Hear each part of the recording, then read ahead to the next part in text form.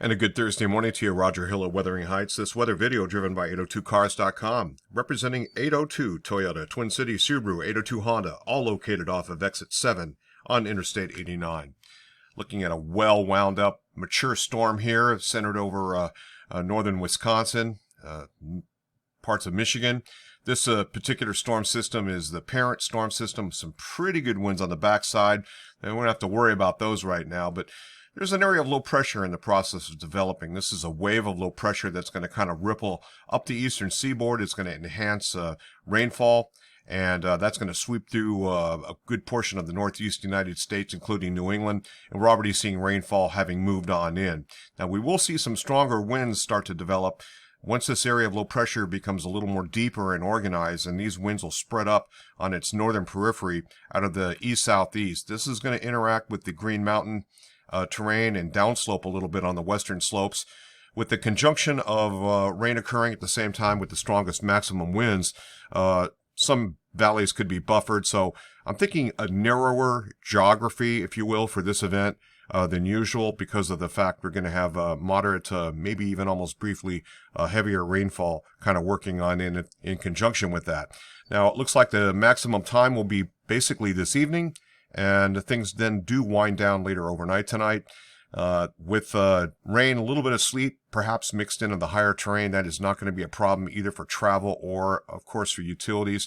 But we do have a wind event that is on the way, roughly about 6 p.m. tonight through about 2 o'clock on Friday morning. Let's take a look at some of the modeling. Quick look at SPC mesoanalysis. You see that area of low pressure beginning to form, and again, it's going to bring up a lot of this more tropical type moisture, subtropical moisture, and then sweep it up the eastern seaboard, all in the process, and it's going to produce some pretty good rainfall, enhancing that rainfall. And looking at the European on the left-hand side, we have the North American meso model NAM on the right-hand side. Kind of give you a bird's eye view here as we have a little bit of moderate shower activity in flux, but notice it dries out roughly a little bit later on today. So this afternoon, a lot of that heavier moisture remains to the west. Same kind of thing, a little bit of an arm, if you will, kind of works its way into Canada. This is valid about 8 o'clock this evening, and the wind should be starting to max out in conjunction with more rain beginning to move into the region, and of course interacting with the western slopes of the Green Mountains, starting more in southern and central parts of Vermont and spreading north up the Green Mountain spine. This is valid at about 11 o'clock this evening. I think this is when maximum winds will be at their peak. And then this is 2 o'clock in the morning when winds are going to start to fall down just a little bit and wind on down during the overnight period on Friday morning. And note, we're seeing a little bit of mixed precipitation types, a little bit of wet snow, but I think this is mostly going to interact with the Green Mountains, and the lower elevations probably not. I think the NAM is a little more correct on this, but it's a close call. And again, marginal temperatures for this kind of what appears to be kind of a mid-spring type storm, kind of an April type situation here. Usually leaves a little bit of wet snow in the highest terrain, but yeah, it's kind of shaky. Now the precipitation then winds down, and by really Friday afternoon, things are starting to improve, and so expect some intervals of sunshine to develop.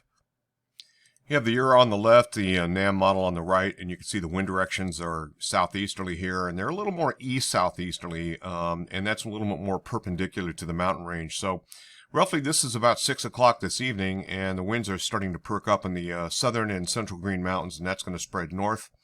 And you can see those winds maxing out. You can typically double these kind of winds here, so we're talking over 40 miles per hour. And then they begin to wind on down once we get past about 2 or 3 in the morning, and the event's pretty much over at that point in time. Winds gusts on the left-hand side of the Euro, we have the NAM model on the right. And as we project the time here, this is noon. That is 2 o'clock in the afternoon. And you're seeing the gust really confined to the mountaintops.